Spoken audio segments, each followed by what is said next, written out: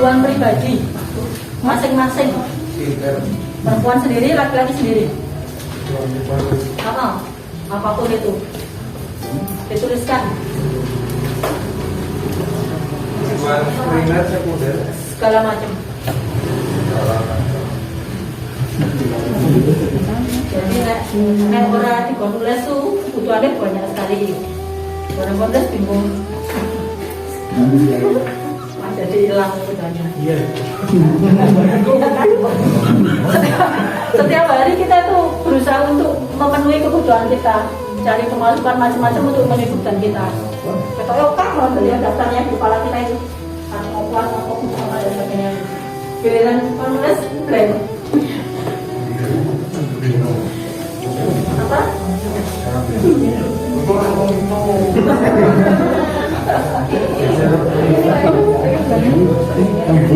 Silakan. Oh ini nggak bunyi. Betul semua.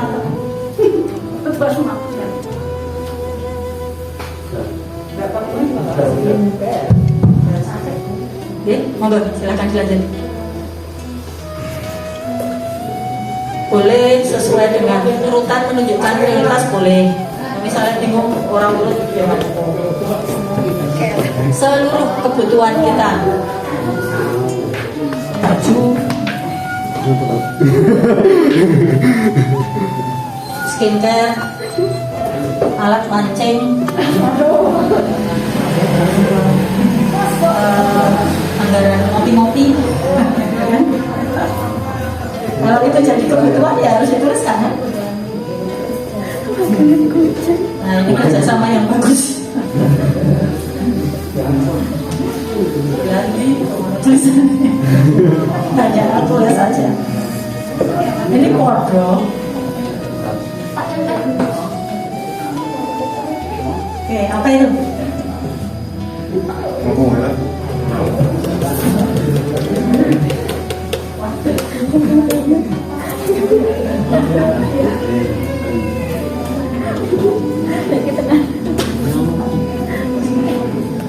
Menurut kami kebutuhan keluarga itu yang pribadi, yang materi, contohnya sandang pangan papan, kemudian ada kesehatan, pendidikan, dan juga hiburan. Ini sesuai teori banget ya. Kebutuhan yang sekarang real. Uang. Ayo baca. Itu sudah ada dua itu. Pakaian terus. Pakaian terus 20 ini nggak boleh. Oh.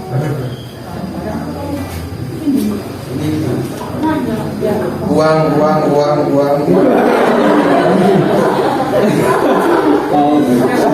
Iya. Dengan kok pintar. Yang penting duit. Yang lain ayo. Jangan coba duit.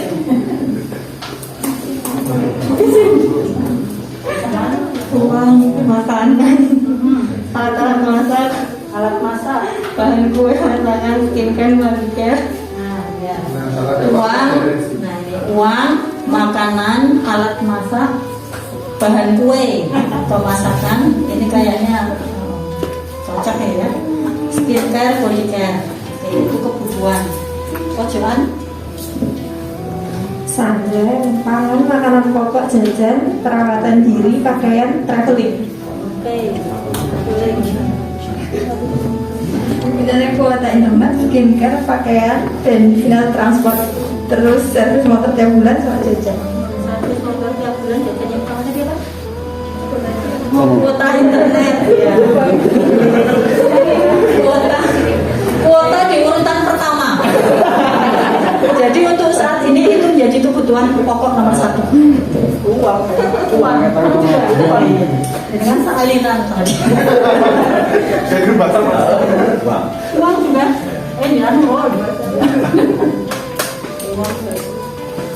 Uang, baju, pulsa, Oh, itu di awam itu. Mana banyak di sini ya? Skincare, pakaian, sama kuota internet. Skincare, pakaian, kuota internet. Dicatat ya mas-mas ya. Skincare, fashion, perawatan facial, smoothing, 8 ribuan. Itu ya. Ada smoothing, ada facial, segala macam mas pokoknya. Nah, dressnya iya.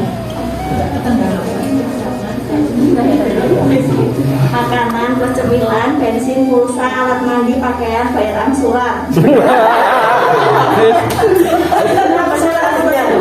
Harus masuk di daftar, jangan lupa. Puas bodyguard orang asuh. Madu, makanan, skincare, alat mandi, makanan buat peliharaan, pakaian, pulsa. Mobil, kalau sehat, Ya. motornya yang sehat, pangan sing cukup, Ya. sepatu futsal, Sepatu futsal, oke. orang pun Apa? sambung. Oh sampun, oke ya. Mobil rumah sehat, kesehatan, pangan yang cukup dan sehat, sepatu futsal. Sandang, pangan, uang, belanja, kesehatan, kacamata baru, emas, sehari baju, kuota, sepatu, vitamin, masker. Oke, mantap. Luas. Emas ini gak cukup. Berapa kilo? Udah punya emas itu ya. Emas kita itu nggak usah ditimbangin bang sendiri. Make up, baju, uang, pekerjaan, makanan, kendaraan, rumah, sholat 5 waktu, alat-alat mandi, kuota. Sandang pangan papan, tabungan pendidikan sama kesehatan. Ya, saya belum nemu anu. Kita belum ditanya. Nggak mau orang rampung gitu. Punya saya cuma singkat. Oke. Mesin cuci, wifi, beras merah. Bukan. Masih pucat. Mesin cuci, wifi, beras merah. Beras merah loh mas. Untuk dia tuh mas. Kadang-kadang apa mas? Uang. Oke. Untuk mas-mas, selain uang, untuk mengatasi stres karena kebutuhan dari istri, apa yang dibutuhkan? Biologis. Kebutuhan biologis ya. Itu kebutuhan yang lain, Mas Jolari ya Mbak. Gitu. Jadi masing-masing kita itu punya kebutuhannya sendiri-sendiri, gitu ya. Tidak sama, gitu ya. Karena semua orang ya berbeda, ya. Kita semuanya unik, kita semuanya punya kebutuhan. Pangan, sandang, papan, oke, boleh sama, gitu. Tetapi kan detailnya pada pelaksananya makan itu bisa beda-beda ya. Ada yang beras putih, di situ beras merah. Ada yang makannya telo, macam-macam gitu ya. Walaupun orang telo mungkin juga ya. Gitu, jadi macam-macam beda-beda. Sekarang silakan dibuka halaman berapa tadi nyatanya? 60. Halaman 60. Kebutuhan itu ada berapa? 2. Yang pertama materi. Materi itu ada berapa? 2. Ada banyak. Kebutuhan materi itu ada 2. Yang pertama fisik, yang kedua kebutuhan materi fisik sebutkan. Uang. Ya, sandang, pangan, papan. Dari yang pokok sampai yang terus. Kadang apa namanya? Pangan gitu ya, itu yang pokok sudah terpenuhi, yang primer sudah terpenuhi, tapi kadang ada yang nanti sekunder, kesehatan seterusnya ya. Rumah yang pokok sudah terpenuhi primernya, tapi kadang terus nambah-nambah jadi sekunder dan seterusnya gitu kan. Itu kebutuhan juga kan, gitu ya. Itu kemudian yang tadi apa? Materi fisik ya, yang non fisik apa? Nah, bukan macam-macam, ada traveling, ada semuanya di situ kan ya. Kita butuh materi untuk memenuhi. Kita butuh materi untuk memenuhi apapun itu. Kesehatan itu juga butuh, gitu ya. Ada teman saya itu yang dia sakit setiap bulan sekali dia harus kontrol. Kontrolnya di dokter spesialis, subspesialis. Jadi apa ya, mesti orang murah gitu kan. mesti nggak murah dan tidak selalu masuk di BPJS. Maka dia punya anggaran untuk itu setiap bulan harus dianggarkan. Itu masuk di non fisik materi. Nah, kita nanti mungkin punya kebutuhan semacam itu yang tidak tampak gitu ya, yang orang ketok bekasnya gitu, nggak kelihatan fisiknya tapi harus kita anggarkan. Termasuk teknik itu kan bisa jadi kebutuhan ya. Suami istri semuanya bekerja gitu ya, capek, butuh waktu untuk kemudian refresh. Nah, teknik itu kebutuhan yang harus dipenuhi. Apalagi nanti kemudian ada anak-anak gitu ya, yang setiap hari mereka sibuk dengan aktivitasnya, orang tua juga sibuk dengan aktivitasnya. Obatnya apa? Perekat bondingnya apa? Ya ada quality time dengan keluarga gitu. Itu jadi kebutuhan nanti gitu ya, pada saatnya. Dan yang kedua apa? Imateri. Apa itu imateri? Ya, imateri itu oke. Jadi tidak butuh sakjane, butuh sih ya kalau menurut saya, tidak selalu sakjane. Sakjane itu apa sih? Sakjane kadang butuh materi juga untuk memenuhi, tetapi mungkin tidak sebanyak kebutuhan yang pertama. Jadi kebutuhan imateri ini lebih kepada kesadaran kita untuk memenuhi, lebih kepada kemauan kita untuk mewujudkan itu di dalam keluarga kita. Jadi kalau sekarang ini mungkin saya ngomong masalah kebutuhan psikis, kebutuhan tadi biologis dan sebagainya, itu wis cetha gitu ya. Itu sudah jelas. Tapi nanti ketika kemudian laki-laki sibuk dengan urusan nafkah keluarga, perempuan sibuk dengan teknis rumah tangga, apalagi kemudian juga bekerja gitu ya, itu terkadang yang seperti ini, yang imateri tadi, itu terlupakan. Nggak ada lagi ngomong cinta, nggak ada lagi semacam-macam yang ringi-ringi gitu ya. Nah, sementara ini tetap kita butuhkan. Yang namanya mengikat hati itu tetap kita butuhkan. Yang namanya cinta itu tetap harus ditumbuhkan gitu. Dan ini butuh upaya kita. Nggak bisa kemudian dia muncul sendiri. Apalagi kalau nanti ya, yang saya tadi sudah sebutkan Pak Jamal di awal ya. Saya pengen tanya, kalau laki-laki itu godanya apa sih? Nah, lengkap. Yang paling kuat yang mana? Wanita. Kalau perempuan godanya apa? Harta. Jadi kalau kemudian ya kita semuanya sibuk dengan urusan kita, yang laki-laki sibuk dengan pekerjaannya karena tuntutan kebutuhan, kemudian yang perempuan juga sibuk dengan rumah tangganya, misalnya anak dan sebagainya. Sementara terkadang kemampuan kita untuk memenuhi kebutuhan itu tidak sesuai dengan kemampuan gitu ya. Itu kan oleh gitu ya.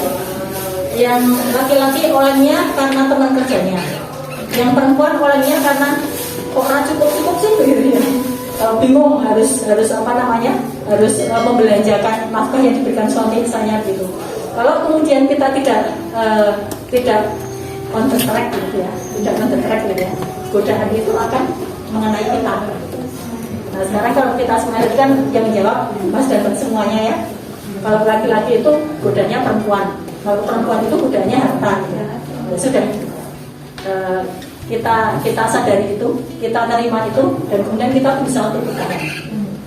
Apapun godaannya, ya, kita sudah berkeluarga, kita punya komitmen bersama untuk menjaga gitu. Yang perempuan juga demikian. Nggak ada tendangan tadi ya, nggak ada uang abang ditendang tadi gitu ya.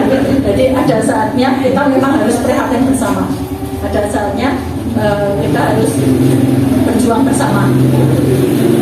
Saya pikir setiap keluarga akan mengalami dalam takarannya masing-masing. Dan kemudian untuk ada guyon juga dari teman saya juga, laki-laki itu nih duit turah itu juga sok macam-macam.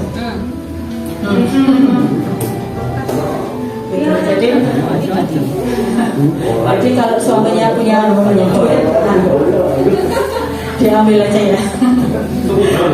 Sebetulnya. Jadi kalau suaminya punya banyak duit, kita gunakan untuk hal yang manfaat, ya larinya tidak kayak macam-macam. Oke, itu kebutuhan keluarga. Yang pertama, macam-macamnya sudah paham semuanya, dan tinggal kemudian bagaimana kita berusaha untuk memenuhi, termasuk yang materi tadi. Yang materi itu harus diperhatikan. Tidak semua laki-laki itu bisa gombal.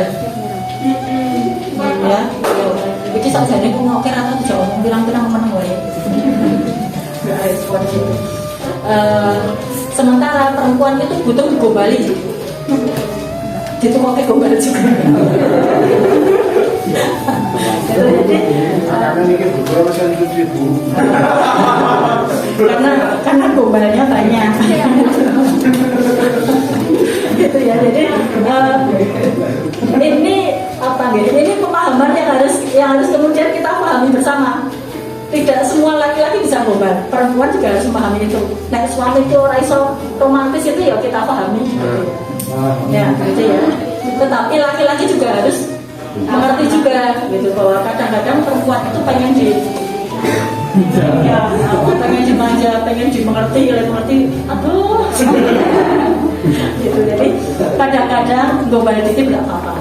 Kadang-kadang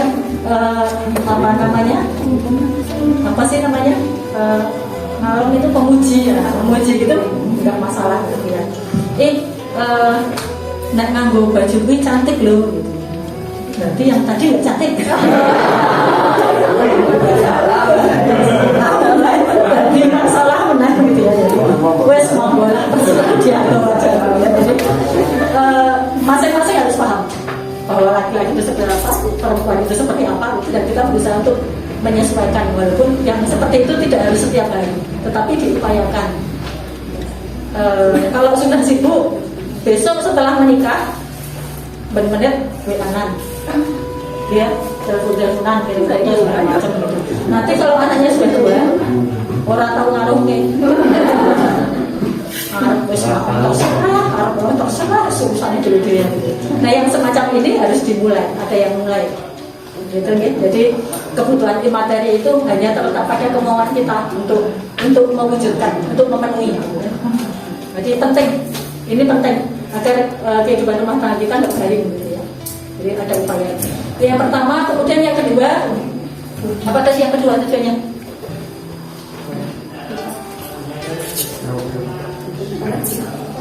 Yang kedua itu peran dan tanggung jawab ya.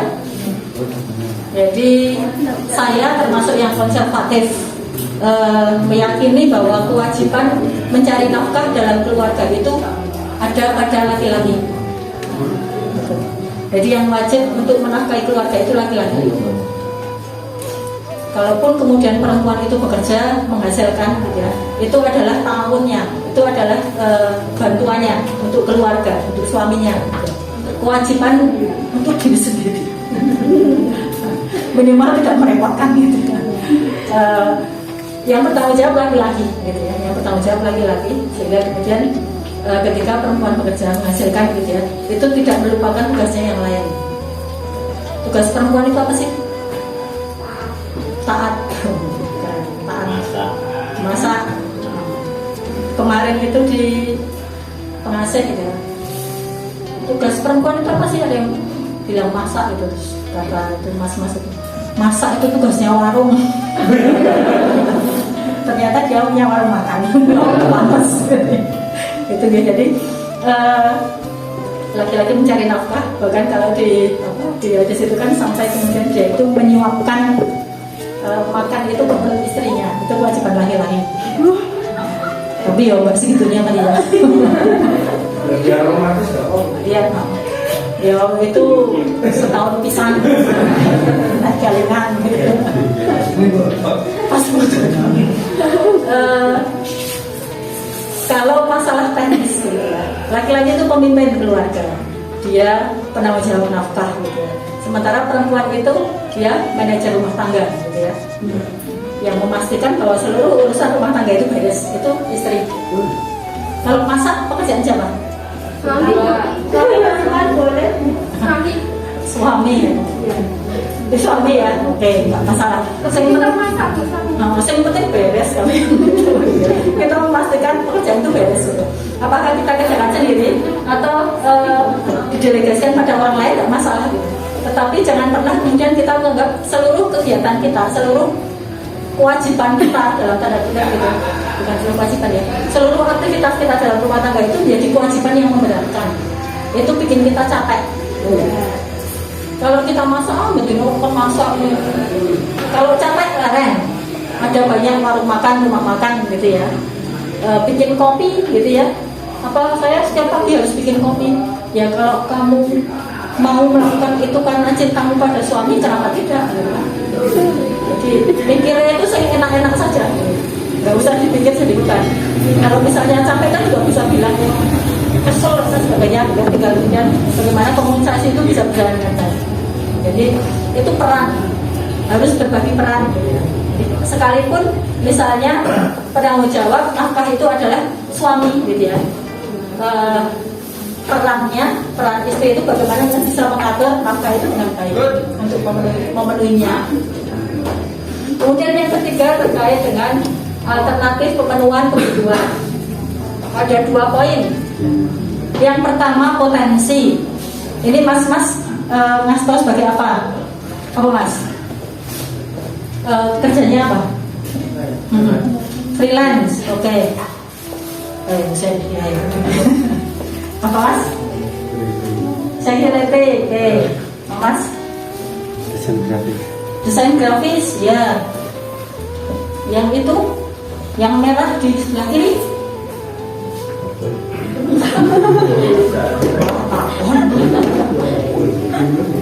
Oh Mas.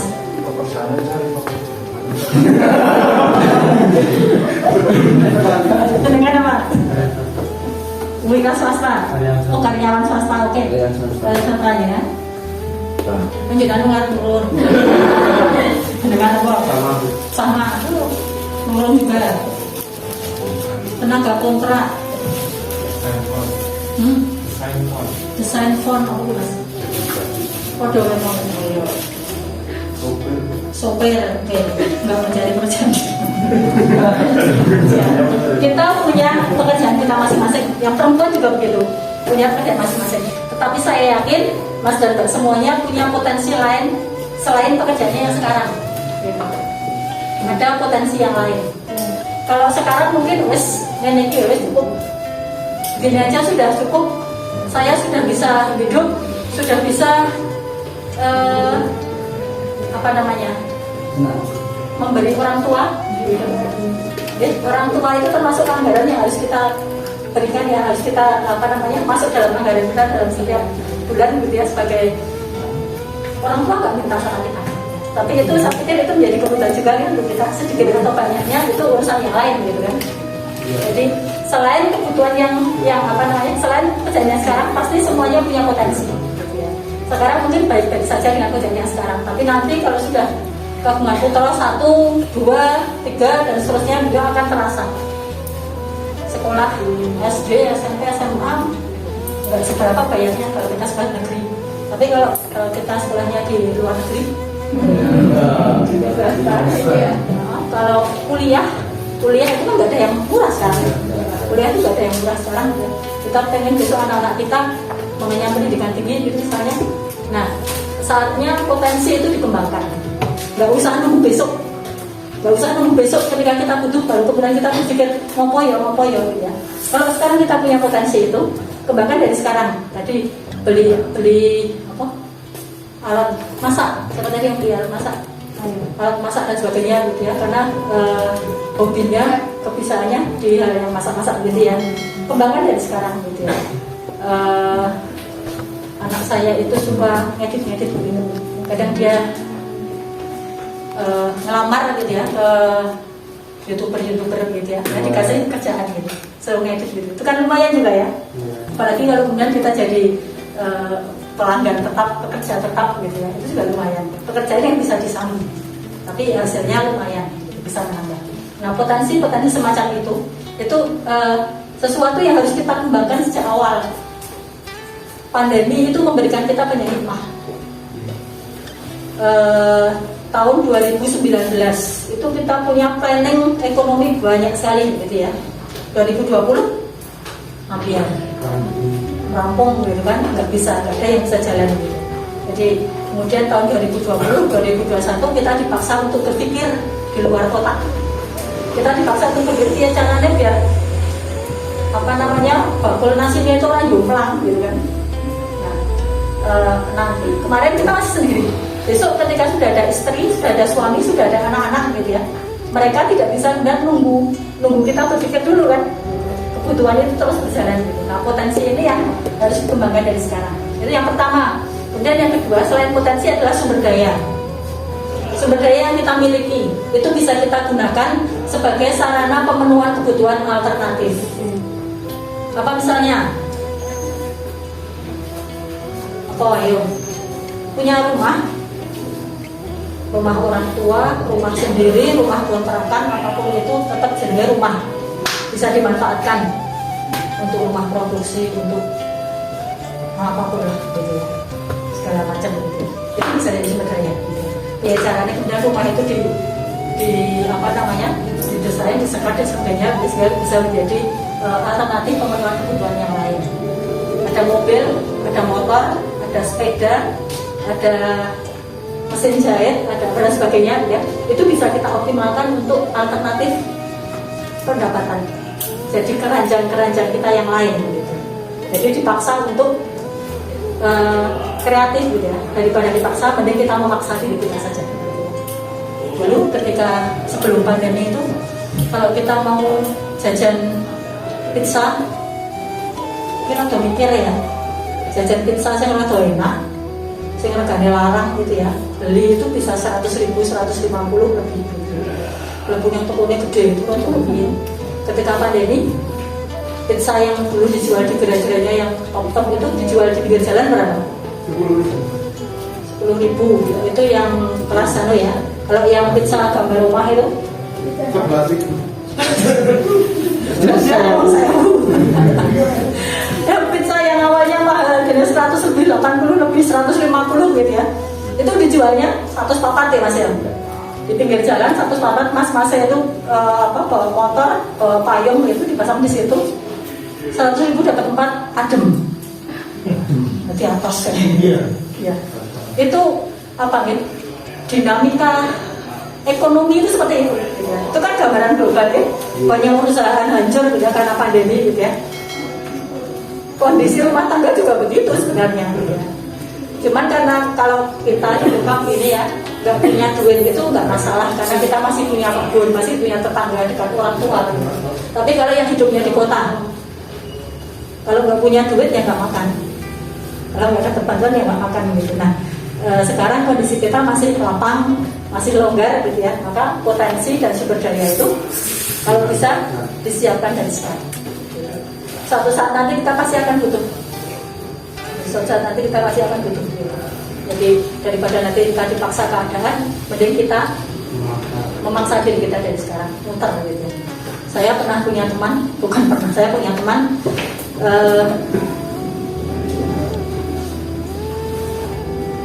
edukator juga gitu ya, lulusan UGM gitu ya, menikah dengan suaminya, dia tidak bekerja. Seminggu setelah pernikahannya itu suaminya meninggal. Itu rasanya kayak apa gitu ya, suaminya meninggal. Nah setelah itu kan kemudian wes dalam kondisi yang begitu kita bisa membayangkan ya, itu kemudian dia bertekad, saya harus bekerja, bukan apa-apa gitu. Kenapa dia begitu? Karena kita tidak pernah tahu kondisi kita gitu ya, kita tidak pernah tahu kondisi kita. Mungkin para suami juga harus berpikir begitu ya, besok misalnya suatu saat Allah memanggil saya gitu ya, pastikan kondisi keluarga itu baik-baik saja. Nah itu kan ikhtiar namanya gitu ya, gitu ya. Jadi kemudian teman saya itu setelah kejadian itu dia bikin usaha, bikin catering, kegiatan yang bisa dia lakukan dari rumah. Dia bikin catering, semakin maju. Sekarang dia punya perusahaan frozen food dan maju, sudah sampai ke di Indonesia ya, beberapa provinsi semuanya sudah masuk gitu. Nah, itu pelajaran penting gitu ya. Jadi namanya usaha itu di luar pekerjaan kita itu memang sebaiknya gitu ya. Bagi saya yang sudah merasakan gitu, kebutuhan kita itu banyak dan semakin banyak gitu. Itu penting untuk kita pikirkan. Nah itu alternatif pemenuhan kebutuhan. Jadi diupayakan keranjangnya jangan cuma satu. Dan kemudian kalau di sini apa namanya, misalnya telur itu kita bagi di keranjang itu, kalau di sini ternyata kosong, nggak ada isinya, pecah dan sebagainya, masih ada keranjang-keranjang yang lain. Dan Basilas mengatakan kalau rezeki itu bagian besar dari perniagaan ya. Iya. 9 diantaranya perniagaan. Itu sampai di sini ada yang masalah kan? Silakan. Kok jadi diam? Ya. Mungkin sedikit melenceng ya. Silakan. Cuma tanya soal pernah nggak sih dari ibu ininya sendiri itu ada berada di fase benar-benar merasa aku kok capek ya dengan keadaan seperti ini, dan itu gimana solusinya supaya kita juga bisa belajar kalau suatu saat ada kasus. Terima kasih. Sampai lahir batin gitu ya.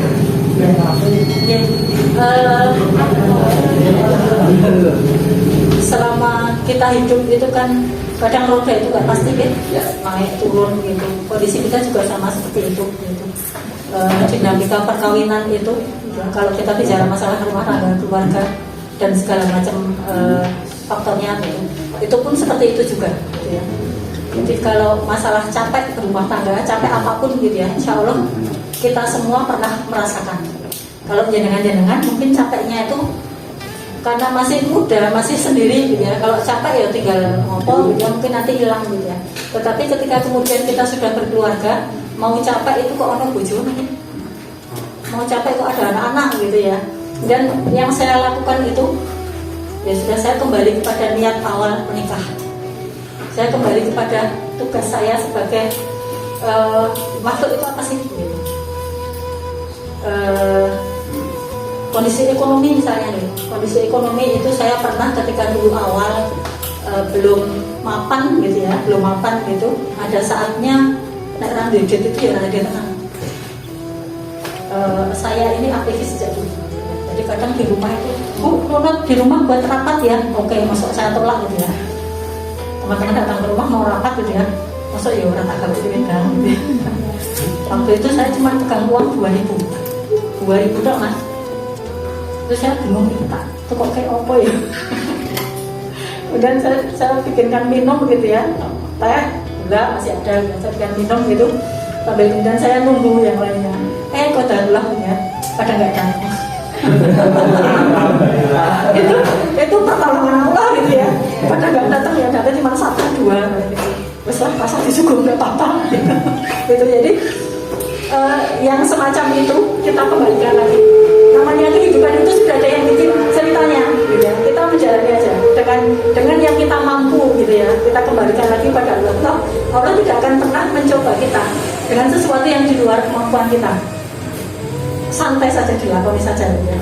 Walaupun kadang pas ngelakuin itu ya santai, ya tetap nangis gitu ya, tetap nangis, tetapi dalam apa ya, dalam batas wajar. Gitu. Kemudian juga hubungan dengan pasangan itu, jadi di dinamika perkawinan sudah ada dinamika perkawinan. Kita itu tidak pernah 100% mengenal pasangan kita. Sampai kapanpun nanti menikah sekian puluh tahun itu pasti ada sesuatu yang baru pada tangan kita. Nah itu terkadang ada saat-saat kemudian kita tuh capek, aduh gitu ya. Apalagi perempuan yang saya kadang perempuan itu ya sayang gitu ya. Itu kadang idealis ya. Pengennya gini, iya sih kok orang mau apa sebenarnya gitu ya. Tetapi kemudian kalau kemudian kita memaksakan seperti itu gitu ya, kita memaksakan tidak bisa menselaraskan gitu ya, capek. Kalau capek ya kita sendiri yang capek gitu kan. Sementara ya kalau kemudian kita ada banyak orang itu datang pada konselor, itu mereka minta suami tuh gini dan sebagainya gitu ya. Saya tuh nggak ingin tadi ngorok misalnya ya. Saya tuh pengen suami saya tuh berubah gitu. Halo. Kita pengen orang lain berubah. Kenapa kita nggak berubah diri kita sendiri? Jadi lebih penting mengubah diri kita daripada mengubah orang lain. Tuh. Kalau kita udah dalam kondisi capek gitu, ya sekarang saya ya capeknya itu tetap ada gitu. Tapi kalau saya rada santai aja lah Mas. Kalau saya lagi capek itu kemudian ada banyak pekerjaan di rumah, ada banyak PR yang lain gitu ya, saya larang hari ini nggak masak ya, kita beli aja apa dan sebagainya yang bisa dikompromikan itu dikompromikan. Kalau kemudian kita mau bicara dengan pasangan, kesalahan istri itu dia ingin suaminya tahu tanpa dia cerita, tanpa dia ngomong. Kalau kan kapanpun nggak pernah tahu gitu kan, akhirnya meneng lah gitu, ini gimana meneng mesumi kenapa, itu suaminya akan bertanya terus gitu. Nah kalau saya sampaikan, bicarakan, mau ngomong langsung, ngomong langsung emosi mau ditulis masalah ini sampaikan gitu. Itu akan mengurangi capek kita. Para laki-laki siapkan telinga. Siapkan telinga. Lebih baik keluar di rumah, di dalam rumah daripada keluar di luar rumah. Ini untuk istri yang batu laki-laki. Gitu, jadi cerita semacam itu lebih baik kita tampung. Karena perempuan itu kan dia ringannya kalau sudah ngomong ya, dikeluarkan ya. Lebih baik kita dengar, lebih baik didengar oleh suami daripada didengar oleh orang lain. Dan lebih baik didengarkan daripada istrinya stres. Ini kok jadi materi sih. Oke, ya. Saya begitu, jadi saya santai sih kadang misalnya saya marah gitu ya. Saya pernah juga sih marah sama suami itu. Ya saya marah gitu. Marah itu sekedar saya meluapkan rasa ya. Gak ada anak-anak ya. Kalau ada anak-anak jangan. Jadi apa namanya, kita harus aman dari yang semacam itu. Anak-anak tidak boleh tahu dan sebagainya. Jadi ya, capek itu pasti ada. Tetapi jangan pernah berpikir untuk berhenti. Jangan pernah berpikir untuk minggir. Capek kalau kita dalam kondisi jalan, kondisi lari, capek ya jalan. Dalam kondisi jalan capek ya kita alon-alon melaku gitu. Tapi jangan minggir. Jangan berhenti sama sekali, karena kita sudah melampaui garis start ya, dan harus kita selesaikan sampai akhir. Kalau pesan saya itu saja, karena kita sudah punya komitmen, kita sudah punya tanggung jawab, dan itu harus kita selesaikan. Yang namanya amanah itu harus dikerjakan, diselesaikan, tidak bisa karena amanah itu adalah bentuk kepercayaan untuk kita. Kalau kita dipercaya untuk apa namanya, untuk mengucapkan akad yang luar biasa itu, maka kita pun pasti akan diberi kekuatan untuk menjalani. Oke ya. Sudah jam 11 lebih. Mau lanjut sampai jam berapa? Oh, sudah. Oke, ini materinya tadi memenuhi kebutuhan keluarga. Apa tujuan pertamanya?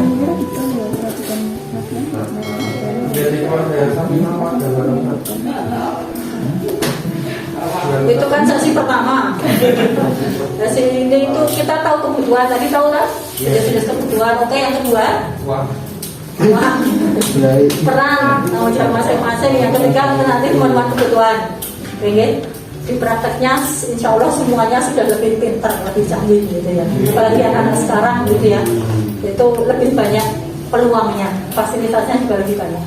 Mungkin itu semoga menjadi pencerahan buat kita semuanya. Matur nuwun atas perkenalan singkat kita pada hari ini, semoga bermanfaat. Assalamualaikum warahmatullahi wabarakatuh.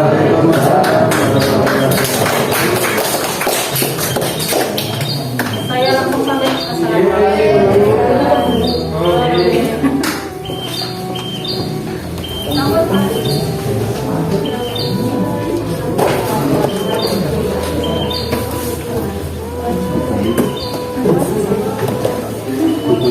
Kita berikan plus kepada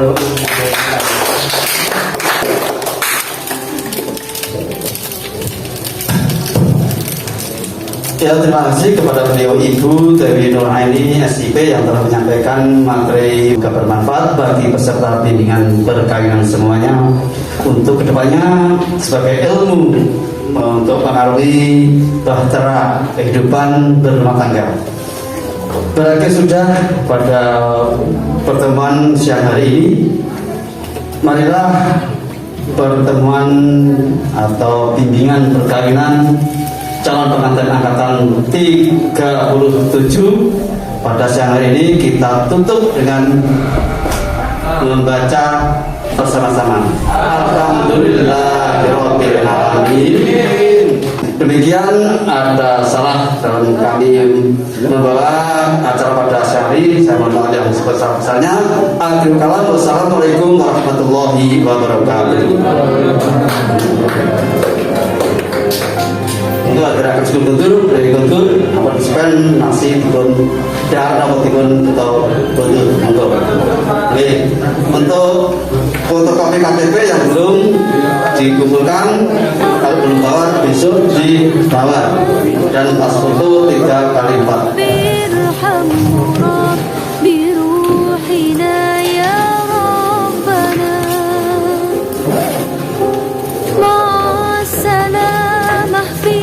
أماني شيخنا الله ربي ارحمه رب بروحنا يا ربنا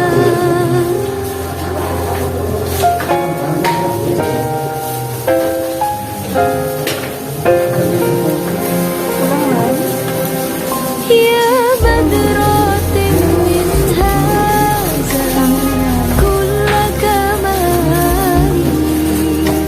ماذا يعبر عن أولاك مقالي يا بدرات من هذا كل كمال ماذا يعبر عن أولاك مقالي